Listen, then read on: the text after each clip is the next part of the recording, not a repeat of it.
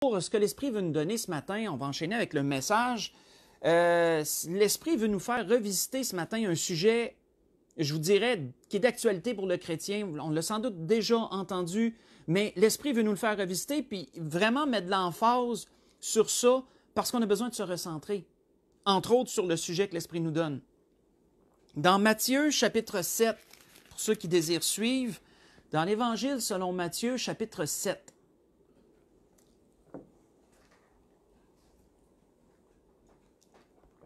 On va lire à partir du verset 7 jusqu'au verset 11 pour introduire le sujet que l'Esprit veut nous donner ce matin.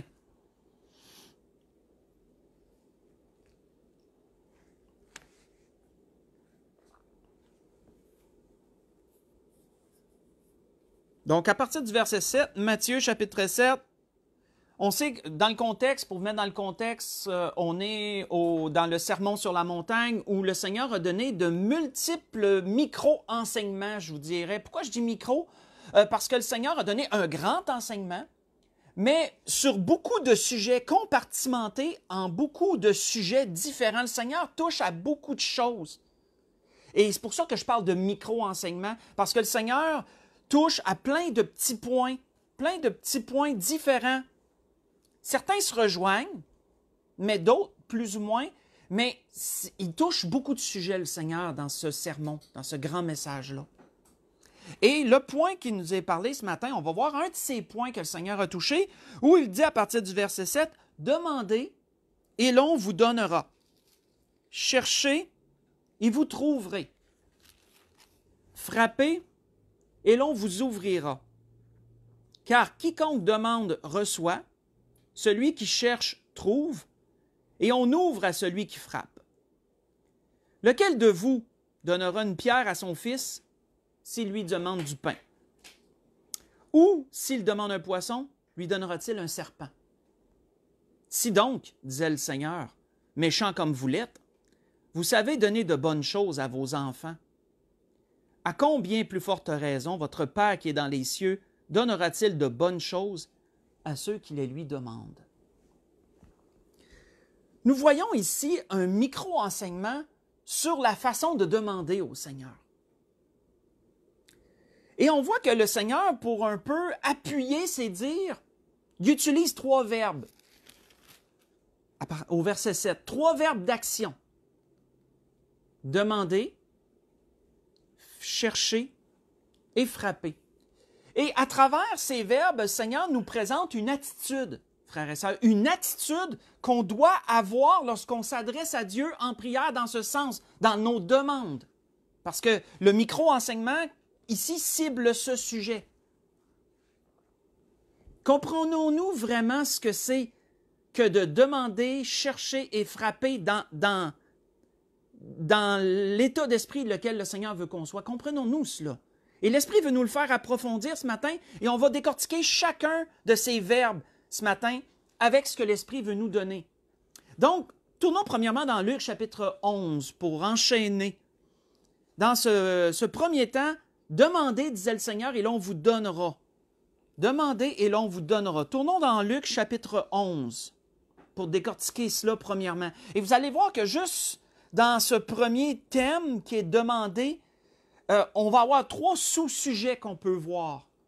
Trois choses qu'on peut voir qui vont un peu englober ce premier thème qui est de demander et de recevoir. De demander et l'on vous donnera.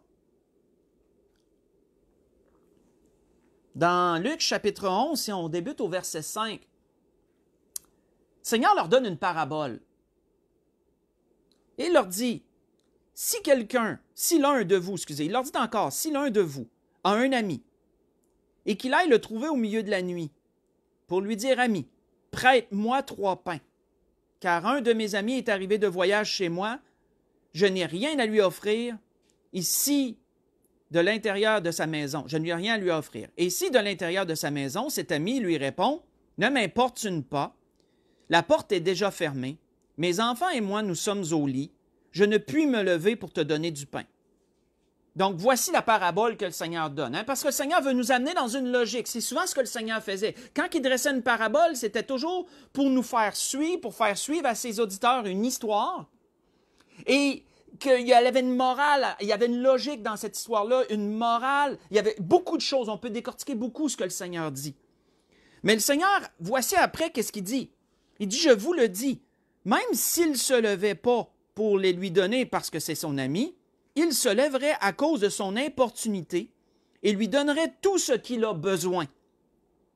Et ensuite, quand on n'a pas besoin de continuer à lire, mais si on continuerait à lire, on verrait exactement ce que le Seigneur vient de nous dire dans Matthieu qu'on a lu. Et moi, je vous dis, demandez, l'on vous donnera, etc., etc. Donc, voyez-vous que le Seigneur lit cette parabole-là directement à cet enseignement-là, selon ce que Luc nous dit. Quand nous regardons la parabole que le Seigneur nous a donnée ici, nous voyons une parabole qui englobe une importunité. Qu'est-ce que c'est une importunité selon le dictionnaire? Bien comprendre, parce que le mot il est dit 2 fois au moins dans la parabole. Une importunité, c'est une situation qui gêne, qui ennuie, qui incommode. Autrement dit, là, ça dérange. C'est une situation qui dérange. Et on peut, quand on considère ce que le Seigneur a dit, on peut le comprendre. Donc, quelqu'un reçoit un ami en plein milieu de la nuit. Hein? Il ne s'attendait pas à l'avoir, probablement. Là, on sait que c'est une parabole, mais si on veut construire une logique alentour de ça, la personne ne s'attend pas à recevoir quelqu'un. Il y a un ami qui cogne au milieu de la nuit. Peut-être que le voyage a peu pris le temps qu'il pensait, peu importe. Et là, il se rend compte que son ami qui est arrivé chez eux, la personne qui est venue le voir, est fatiguée, elle a faim. Et là, il se dit, hey, il faudrait bien que je donne à manger. C'est la base de l'hospitalité. Et là, il se rend compte qu'il n'y a plus de pain. Là, il dit, wow, au milieu de la nuit, j'en ai un qui est affamé, qui vient d'arriver, a fait un long voyage, il est affamé. Je vais aller voir mon ami d'à côté, mais là, on est dans le milieu de la nuit. Hein? Puis là, il cogne, puis là, son ami se réveille, puis j'aurais besoin d'un pain. Ouais, mais là, c'est le milieu de la nuit, tu ne choisis pas bien ton temps. Qu'est-ce que le Seigneur dit? La situation, elle importune. Hein? On comprend que c'est dérangeant pour la personne qui s'est fait réveiller. Sauf que notez la logique que le Seigneur amène. Le Seigneur nous dit que même si la personne qui s'est faite réveiller, là, qui est importunée par l'autre, a dit à son ami, a dit, regarde, t'es bien beau être mon ami, là, mais c'est vraiment pas le bon temps. Le Seigneur dit, même s'il ne donnera pas parce que c'est son ami, il va quand même y donner à cause de l'importunité. À cause du dérangement, il va dire quand même, attends, je vais te donner ce que tu as besoin, là, parce que ne veut pas, sa conscience va le pousser à donner quand même. Qu'est-ce que le Seigneur veut nous dire à travers ça comme premier point, frères et sœurs? C'est de savoir oser demander. Et là, peut-être qu'on va dire, ben oui, mais je demande à Dieu. Ah oui? Est-ce que vous osez tout demander à Dieu? Est-ce que vous osez? Et là, je vous le demande franchement. Là. Parce que combien de fois qu'on ne demandera pas à Dieu, parce qu'on va dire, ben, j'importunerai pas le Seigneur avec ça. Je le dérangerai pas avec ça, c'est pas assez important. Ou, mais ça me semble que ça, c'est gênant de demander ça au Seigneur. Oh non, je ne demanderai pas ça au Seigneur. C'est trop gênant de demander ça au Seigneur. Frères et sœurs, le Seigneur nous dit quoi ici? Si un ami ose importuner un autre ami, le Seigneur dit que l'ami va y donner à cause de l'importunité, que s'il se fait déranger, il va y donner à cause de ça. Et ensuite, il enchaîne avec la logique que votre Père céleste, est-ce qu'il ne vous donnera pas aussi ce que vous demandez? Il y a une phrase que j'ai dit, l'Église de l'Espérance va le savoir, elle va se retrouver dans cette phrase-là parce que je l'ai mentionnée et quand l'Esprit me l'a donné, on le répète souvent depuis ce temps-là. Si c'est important pour vous, c'est important pour Dieu. Parce que Dieu se plaît à nous répondre. C'est notre Père. Quel père ne désirera pas répondre aux besoins de son fils ou de sa fille, de son enfant? Si l'enfant ose demander quelque chose, s'il prend sur lui pour aller voir son père et dire « Regarde, je voudrais ça », n'importe quel père va au moins considérer le fait qu'il a pris le temps de demander puis dire « Peut-être qu'on va vouloir évaluer si c'est vraiment important pour lui. » Mais le fait qu'il a osé demander, c'est déjà un début. Et frères et sœurs, pourquoi qu'on ne pense pas que Dieu est pareil? Le Seigneur nous demande ça premièrement, il nous dit ça premièrement, osez demander à Dieu. C'est le premier point dans ce thème-là, oser demander à Dieu. On voit que Jacques avait raison de dire « Vous ne possédez pas parce que vous ne demandez pas ». Parce que dans Jacques 4, verset 2 en passant. Parce que oui, frères et sœurs, souvent, il y a bien des demandes qu'on va passer outre parce qu'on se dit « Regarde, je vais juste demander les choses principales à Dieu, les choses importantes. » Puis le restant, ben, regarde, si je l'ai, je l'ai, je ne l'ai pas, je ne l'ai pas. Et pourtant, le Seigneur nous dit « Osez demander ». Deuxième, on voit que... Deuxième chose que le Seigneur veut nous dire dans Luc 18, pas tellement plus loin, sur ce premier thème. Dans Luc chapitre 18. Luc chapitre 18. Le Seigneur nous amène dans une autre parabole ici. On voit que ça concerne toujours le premier thème, mais un autre aspect. Premier aspect, c'est oser demander. Un autre aspect ici. Jésus dit, à partir du verset 1, Jésus leur adressa une parabole pour montrer qu'il faut toujours prier et ne point se relâcher.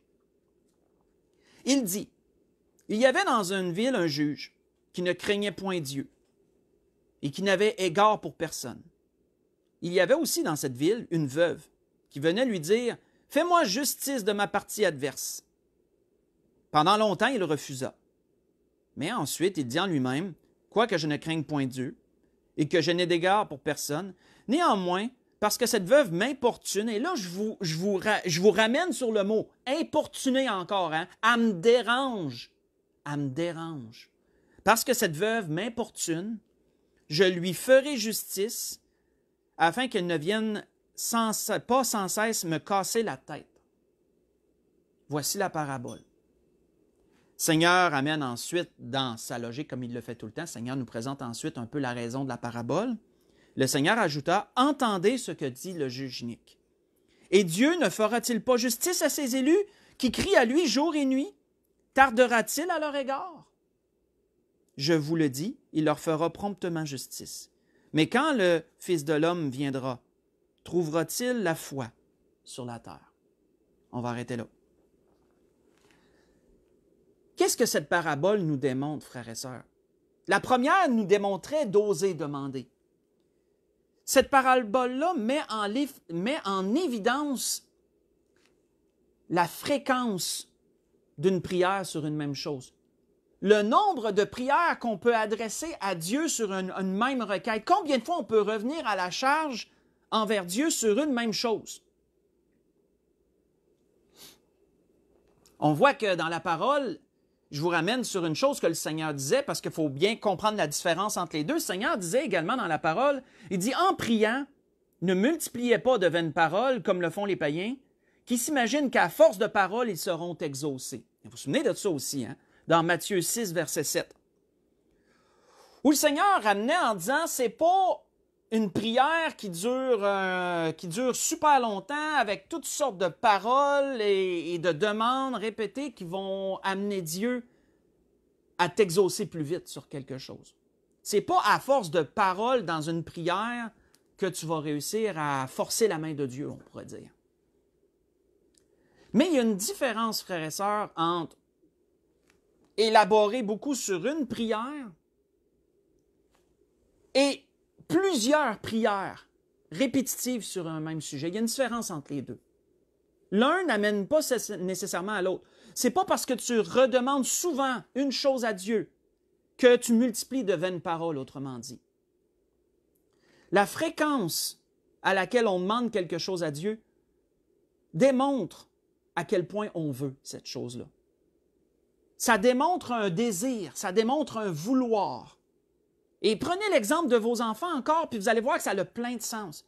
Si votre enfant vient vous voir pour une chose, peut-être que le premier coup, vous allez vous dire, ben, m'a attendre, m'a laisser aller, puis je vais voir à quel point il veut. Mais que là, jour après jour ou semaine après semaine, il revient toujours voir sa même affaire. Ben maintenant, je vous garantis que vous allez y donner. Parce que vous allez dire, hey, il l'a vraiment à cœur, là. Il veut. Il veut vraiment. Ben, peut-être penser à essayer de trouver une façon de pouvoir y procurer ça. C'est la même chose avec Dieu, frères et sœurs. Notez la veuve, à quelle fréquence, la Bible ne nous dit pas combien de fois, mais elle y est retournée à charge de manière répétée tout le temps. Notez qu'est-ce que le Seigneur dit dans sa logique plus bas. Il dit, ne fera-t-il pas justice à ceux qui crient à lui jour et nuit? Ça veut dire que c'est souvent ça, là, c'est répété, ça, là. Ça ne veut pas dire qu'à toutes les fois, c'est des prières d'1 heure de temps qui sont élaborées avec un tas de paroles. Non, ça peut être quelque chose de bien court, une demande bien simple. Mais on revient, on la veut, on vient à la charge. Les grands exemples de personnes dans la parole qui ont eu la foi nous ont démontré ce fait. Élie, frères et sœurs, pas besoin d'y tourner. Mais Élie, qu'est-ce qu'il nous a dit dans les rois? Quand il a prié pour que la pluie retombe après 3 ans et demi, je crois, de sécheresse, il a prié jusqu'à 7 fois. 7 fois qu'il a dit à son serviteur, retourne puis va voir si tu vois quelque chose apparaître à l'horizon. 7 fois. Puis pas 7 fois en dedans de 2 semaines, en dedans de la même situation. Le Seigneur, lorsqu'il était au jardin de Gethsémani puis qu'il désirait que la coupe, la croix, la situation s'éloigne de lui, que si c'était possible, il a prié jusqu'à 3 fois que la Bible nous dit dans la même soirée, pendant cette même nuit-là. Jusqu'à 3 fois qu'il a demandé la même chose. Paul, lorsqu'il y avait une écharpe dans la chair et qui a prié pour que cette écharpe-là lui soit enlevée, jusqu'à 3 fois il a prié le Seigneur qu'elle lui soit enlevée, que la Bible nous dit. Donc, voyez-vous qu'on peut voir souvent revenir dans la parole la fréquence d'une demande. Et ça, c'est un autre point à considérer. Oser demander, c'est une chose. Et revenir à la charge et demander souvent est aussi une autre chose importante aux yeux de Dieu. C'est pourquoi que, faites juste écouter avant qu'on enchaîne, c'est pour ça que Jacques disait aussi ceci.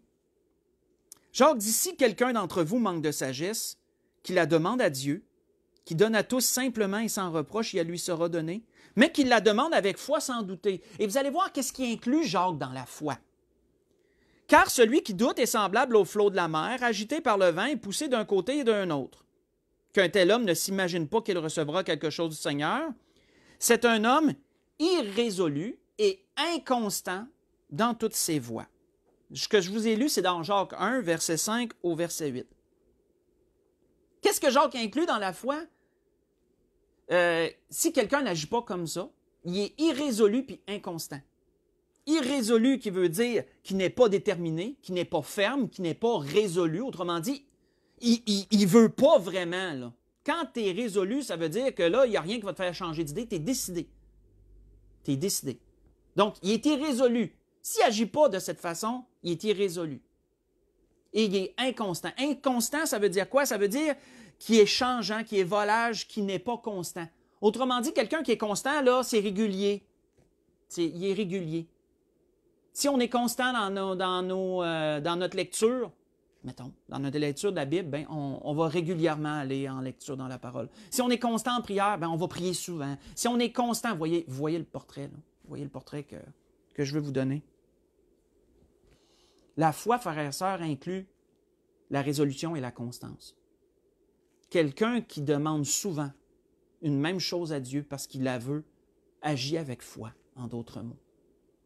Parce qu'il croit l'avoir obtenu et il veut le voir s'accomplir. Et il le redemande constamment. Donc, deuxième point important. Troisième point avant qu'on enchaîne, dans 1 Jean chapitre 5. 1 Jean chapitre 5.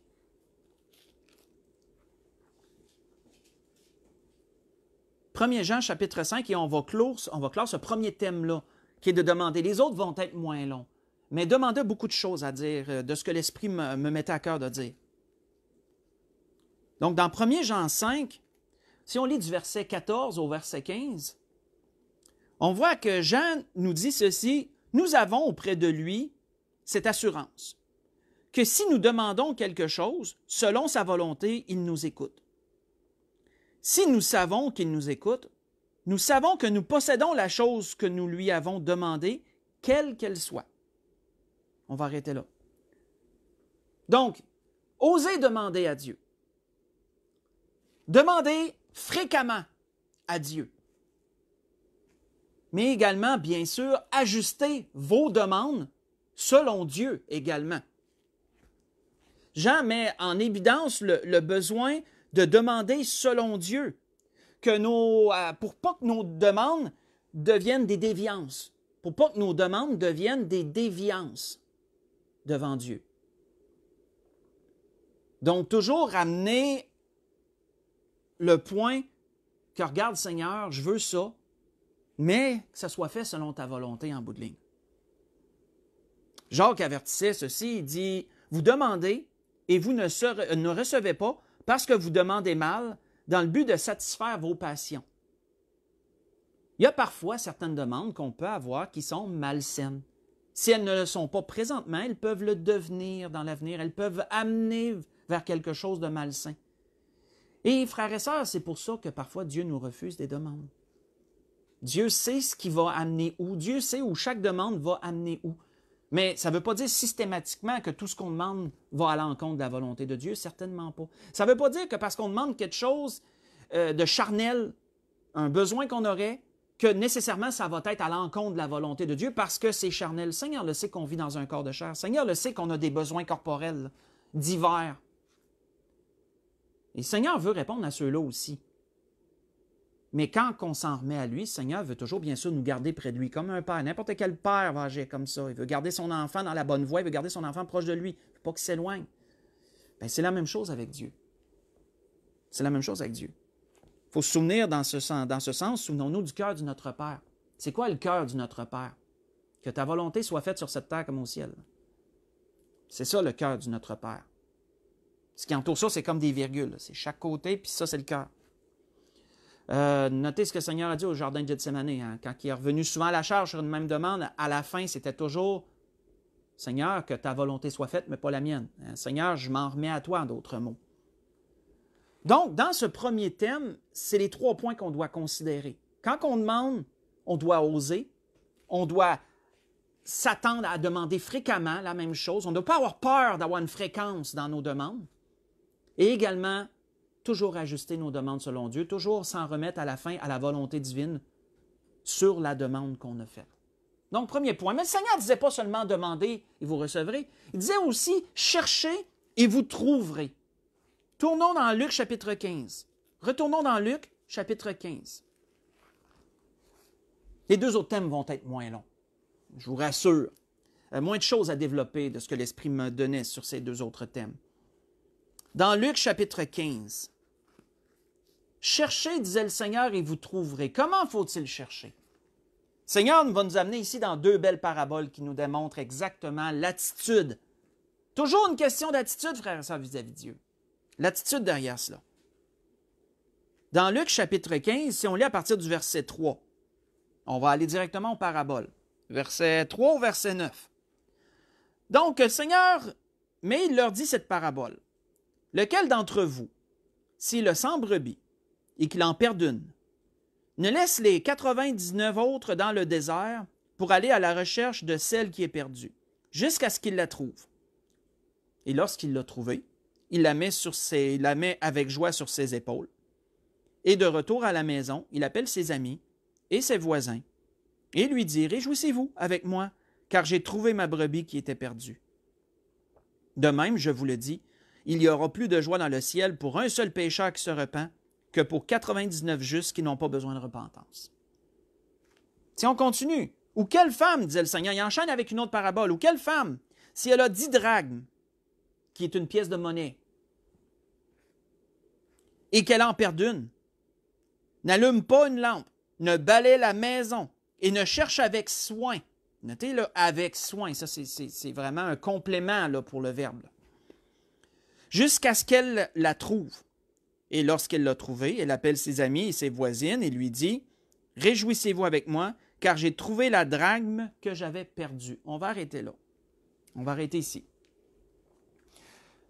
Notez, frères et sœurs, que Jésus, ici, dans ce 2e thème, si je peux m'exprimer comme ça, met de l'emphase sur le désir de trouver des gens qu'on a vus là dans les paraboles.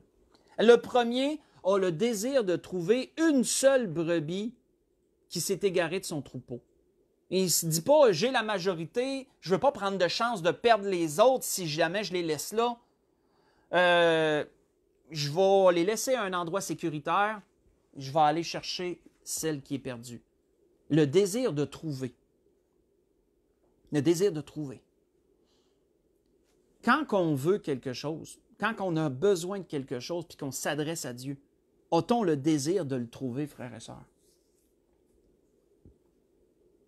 Ou c'est simplement, si je le trouve, je le trouve, si je le trouve pas, je le trouve pas?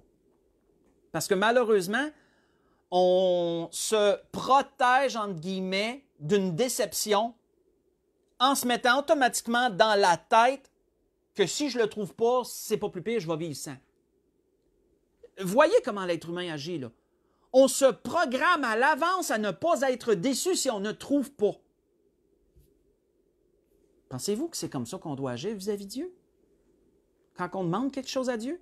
De déjà se programmer à dire si Dieu ne me le donne pas, c'est pas plus grave que ça? Par peur d'être déçu? La chair est faible, hein? La chair est faible. Notez la deuxième parabole. La femme qui balaie avec soin. Puis elle est tellement contente quand elle l'a trouvé qu'elle va appeler, elle va faire quasiment un party, dans notre jargon. Là. Elle va inviter ses amis et dire « Hey, j'ai trouvé ma pièce de monnaie perdue. » Elle ne se dira pas, les autres, là, ils vont-tu trouver que je suis folle de me réjouir autant pour une pièce de monnaie? Non, non, et les autres vont voir qu'elle est vraiment heureuse. Hein? C'est ça qu'elle se dit. Elle dit « Moi, je suis tellement contente là, parce que j'ai réussi à le trouver. » Parce qu'elle désirait le trouver, frères et sœurs. Et c'est la même chose vis-à-vis de Dieu quand on demande. C'est de chercher avec soin, là. C'est de désirer y mettre de l'effort, de désirer y mettre du temps, un peu d'investissement de notre part, puis de ne pas se programmer à dire que c'est pas plus grave si je ne l'ai pas. Et éviter ce piège. C'est un piège. C'est un piège. Parce que déjà, en se programmant comme ça, déjà, on amoindrit de moitié notre désir de l'avoir. Notez ça, là. Notez ça, vous allez voir que c'est vrai.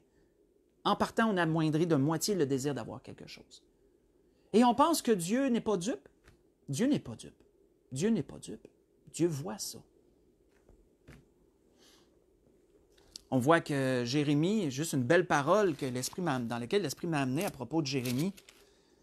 Jérémie, qu'est-ce qu'il disait au peuple? Hein, lorsque le peuple, il s'en allait vers un châtiment prochain à cause de sa désobéissance, puis pourtant Dieu voulait tellement les ramener. Mais qu'est-ce que Dieu leur promettait? Dieu leur disait, « Car je connais les projets que j'ai formés pour vous, dit l'Éternel. Projets de paix et non de malheur. » Dieu veut toujours notre bien au final, tout le temps. « Afin de vous donner un avenir et de l'espérance. Vous m'invoquerez et vous partirez. Vous me prierez,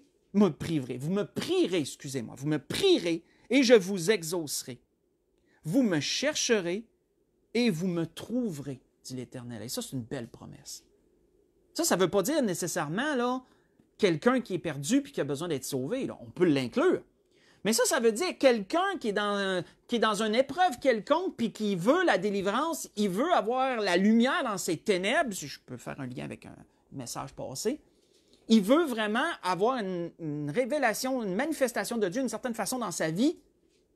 On peut l'inclure là-dedans aussi. Ça, c'est pour le chrétien sauvé aussi, là, qui se sent un peu, qui se sent seul, ou qui se sent faible, ou etc., etc.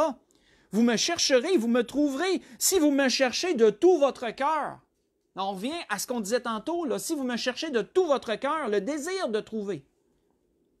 Je me laisserai trouver par vous, dit l'Éternel. Et là, je ne lirai pas la suite, mais la suite du verset est assez longue, mais elle va un peu en dehors du contexte du message. Ce que je vous ai lu, c'est dans Jérémie 29, j'ai lu à partir du verset 11 jusqu'au verset 14, le début du verset 14.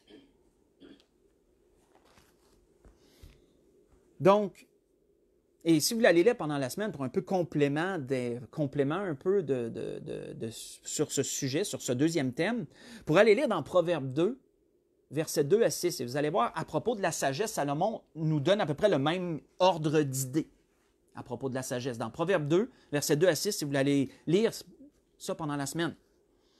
Donc, sur ce deuxième thème, le Seigneur met de l'emphase sur ce besoin, sur cette attitude. Notez toujours l'attitude, le désir de trouver ce qu'on cherche. Troisième thème, pour aller avant d'aller à la conclusion. Troisième thème, allons dans les Actes chapitre 12 cette fois-ci. Dans les Actes au chapitre 12.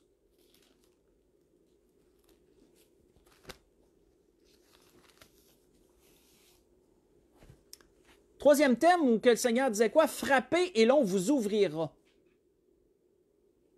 Et vous allez voir que c'est encore une question d'attitude de notre part, toujours de notre part. Là, cette fois-ci, ce n'est pas une parabole qu'on va aller lire, c'est vraiment une situation qui s'est vraiment déroulée. Donc, dans les Actes chapitre 12, je vous mets dans le contexte, Jacques a été mis à mort par le roi Hérode. Jacques a été mis à mort par le roi Hérode, plus tard, après l'ascension du Seigneur vers le ciel, après sa résurrection, son ascension, etc. Les disciples ont reçu le don du Saint-Esprit à la Pentecôte. Et là, la parole se propage, les disciples enseignent et rendent moult témoignages du Seigneur. Là. Et là, on sait que les disciples ont été persécutés aussi un peu plus tard à cause du témoignage du Seigneur. On voit ici que Jacques, un des apôtres, a été mis à mort. Pierre a été emprisonné. Et pendant la nuit, un ange du Seigneur vient délivrer Pierre de la prison. Pourquoi? Parce que l'Église ne cessait d'adresser des prières à Dieu. Donc là, on revient sur les mêmes choses. Là. L'Église ne cessait d'adresser des prières à Dieu pour Pierre. Et Dieu, pendant la nuit, délivre Pierre. Et là, on continue. On lit à partir du verset 11. Revenu à lui-même, Pierre dit, parce que là, Pierre a franchi la porte, mais il ne savait pas s'il était dans un rêve ou si c'était vrai, s'il y avait un songe ou pas. Mais là, il revient à lui-même et il se rend compte que c'est vraiment vrai. Là. Donc, revenu à lui-même, Pierre dit, « Je vois maintenant d'une manière certaine que le Seigneur a envoyé son ange et il m'a délivré de la main d'Hérode et de tout ce que le peuple juif attendait. Après avoir réfléchi, il se dirigea vers la maison de Marie, mère de Jean, surnommée Marc, où beaucoup de personnes étaient réunies en prière, réunies et priaient. Il frappa à la porte du vestibule. Une servante nommée Rhoda approcha pour écouter. Elle reconnut la voix de Pierre, et dans sa joie, au lieu d'ouvrir, elle courut annoncer que Pierre était devant la porte. Mais ils lui dirent, « Tu es folle. » Hein? Probablement que les gens qui priaient pour lui, à ce moment-là, ne s'attendaient pas à ce qu'il allait être délivré le même soir, là. C'est pour ça que quand la servante est revenue, puis elle a dit, « Hey, Pierre, il était à la porte. » C'est pour ça qu'ils ont dit, « C'est son ange. » En voulant dire, c'est un peu son fantôme, façon de parler, là. C'est pas lui, c'est pas vraiment lui, là. C'est pas vraiment lui qui est là. Mais ils lui dirent, « Tu es folle. » Mais elle affirma que la chose était ainsi. Et ils dirent, « C'est son ange. » Cependant, Pierre continuait à frapper. Ils l'ouvrirent et ils furent étonnés de le voir. On va arrêter là. Notez l'attitude de Pierre ici. Là. Notez l'attitude de Pierre. Cependant, Pierre continuait à frapper. Qu'est-ce que tu fais quand tu es dans une urgence et que tu veux vraiment entrer quelque part? Tu cognes. Puis là, tu te dis que peut-être la personne ne t'entend pas, mais tu as besoin d'entrer. Bien, tu vas cogner. Puis tu vas cogner. Puis tu vas. Sûrement que tes coups vont devenir un peu plus agressifs, un peu plus bruyants. Pour que la personne qui est en dedans, elle voit l'urgence et qu'elle dit, regarde, il veut vraiment entrer, là, lui. Bien, frères et sœurs, spirituellement, dans nos demandes, c'est la même chose. Voyez-vous que ça se rejoint tout, là. Quand le Seigneur a dit « demandez, vous recevrez », qu'il a dit « cherchez, vous trouverez », qu'il a dit « frappez, on vous ouvrira », voyez-vous que l'attitude derrière reste la même. L'attitude en arrière est toujours le désir sincère d'avoir ce que tu demandes. Et tout ce qui entoure, tout ce qu'on a vu jusqu'à présent. Pierre continuait à frapper. Pendant tout le temps qu'il est allé dans sa joie, quand il est allé dire aux autres que Pierre était là, la Bible nous dit que Pierre, lui, il continuait là, à frapper. Laissez-moi entrer. C'était, frères et sœurs, ce que l'Esprit voulait nous donner ce matin sur cet enseignement du Seigneur. Nous ramener, nous recentrer sur l'attitude à avoir dans nos demandes vis-à-vis de Dieu. Parce que c'est une promesse. Demandez, vous recevrez, disait le Seigneur. Cherchez et vous trouverez. Frappez et l'on vous ouvrira. Pourquoi? Parce que notre Père est bon. Notre Père, il est aimant. Et il veut donner des bonnes choses à ceux qui les lui demandent. Vous savez, pour conclure, dans Hébreux chapitre 3, si vous voulez tourner avec moi pour conclure, dans Hébreux chapitre 3, le Seigneur nous a présenté un peu cet ordre d'idées sur ces 3 points. Et pas seulement d'après moi, parce qu'on doit agir ainsi vis-à-vis de Dieu, mais parce que le Seigneur il a agi ainsi vis-à-vis chacun d'entre nous. Et si quelqu'un ce matin qui écoute cette vidéo, ce matin ou On s'entend que vu qu'elle est en ligne, tu peux l'écouter le soir aussi, là. On se comprend. Si quelqu'un écoute cette vidéo et qui n'est pas sauvé, mais qui comprenne que les 3 choses dont on vient de parler, le Seigneur les a fait et les fait encore envers lui. Le Seigneur le fait pour chacun d'entre nous aussi. Hein? Vous allez voir que le Seigneur a demandé pour chacun d'entre nous. Le Seigneur nous a cherchés et le Seigneur a frappé à la porte de notre cœur. Le Seigneur a fait ces 3 choses-là aussi pour nous. Quand on lit ici dans Hébreux chapitre 3, qu'on lit le verset 7 et 8, qu'est-ce que l'auteur dit? Il dit, c'est pourquoi, selon ce que dit le Saint-Esprit, aujourd'hui, si vous entendez sa voix, n'endurcissez pas vos cœurs comme lors de la révolte au jour de la tentation dans le désert. Arrêtons là. C'est une demande que le Seigneur nous fait, ça. Si tu n'es pas sauvé, c'est une demande que le Seigneur te fait, là. Je viens de parler, endurcis pas ton cœur. Le Seigneur te demande quelque chose. Est-ce qu'il va le recevoir? Est-ce qu'il va recevoir ce qu'il demande? Bien, ça, c'est toi qui vas décider, ça. C'est pas lui, c'est toi qui vas décider ça. Le Seigneur nous cherche, le Seigneur nous a cherchés aussi. Le Seigneur nous a trouvés, pour certains d'entre nous. Le Seigneur en cherche encore d'autres. Le Seigneur veut que d'autres gens soient sauvés. Et on n'a pas besoin d'y tourner, mais allez relire dans Luc 15, où on a lu les 2 paraboles, verset 10. Qu'est-ce que le Seigneur disait? Hein, que des anges se réjouissent dans les cieux de voir une seule âme qui est sauvée, une seule âme qui a accepté le Seigneur, qui a accepté Jésus comme son sauveur. Les anges se réjouissent dans les cieux pour ça. Donc, le Seigneur t'a demandé quelque chose. Le Seigneur te cherche aussi. En ce moment, il te cherche encore. Est-ce qu'il va te trouver? C'est toi qui vas le décider, ça. On sait bien que c'est une façon de parler parce que le Seigneur sait où tu es. Il sait que tu es chez vous, il sait que tu es en auto, peu importe où tu es. Le Seigneur le sait. Et le 3e point, je vais juste le lire, faites juste écouter. Je vais vous dire après, à mon habitude, où est-ce que j'ai été lire. Mais le Seigneur a révélé ça à une des églises de l'Apocalypse. Le Seigneur a dit, voici, je me tiens à la porte et je frappe. Donc, voyez-vous que le Seigneur a demandé, le Seigneur, il a cherché lui aussi, puis le Seigneur, il frappe lui aussi. Je me tiens à la porte et je frappe. Si quelqu'un entend ma voix et ouvre la porte, j'entrerai chez lui, je souperai avec lui et lui avec moi. Hein, Seigneur, autrement dit, si tu y ouvres la porte de ton cœur, Seigneur va entrer et pourrait entreprendre une belle relation, briser la glace et entreprendre une belle relation. Donc, c'était ce que l'Esprit voulait nous donner ce matin en toutes ces choses. Si nous sommes sauvés, comprenons ce que l'Esprit nous dit ce matin. Recentrons-nous sur le Seigneur. Réajustons notre attitude. Ne nous préprogrammons pas. C'est un gros mot, là. Ne nous préprogrammons pas à ne point recevoir avant même d'avoir entrepris quelque chose. Mettez ça de côté. Osez demander. Fréquemment demander. Ajustez vos demandes. Cherchez avec le désir de trouver. Frappez avec le désir d'entrer. Et le Seigneur, ses promesses sont là pour nous. Et elles sont certaines.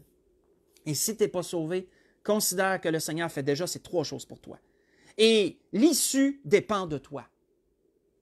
Si le Seigneur, si tu y réponds, s'il demande, si tu y réponds. S'il te cherche, est-ce qu'il va te trouver? C'est toi. Si tu veux être trouvé, le Seigneur va te trouver. C'est sûr. Et si le Seigneur frappe à la porte de ton cœur, ouvre-y. Puis si tu y ouvres, le Seigneur va entrer. Bonne journée à tous. Que le Seigneur vous bénisse. N'oubliez pas de prier pour nos malades. N'oubliez pas de prier pour nos personnes âgées. N'oubliez pas, frères et sœurs, de prier que le Seigneur nous dégage de cette situation-là. Et de prier aussi qu'on ait la force d'affronter les heures sombres qui s'en viennent. Il y a des choses qui s'en viennent, frères et sœurs. Des heures sombres, de grandes tentations qui s'en viennent pour les enfants de Dieu. Mais il y a une chose qui est sûre, nous sommes très, très près du retour du Seigneur et nous devons nous préparer. Maranatha, bonne journée à tous, que le Seigneur vous bénisse.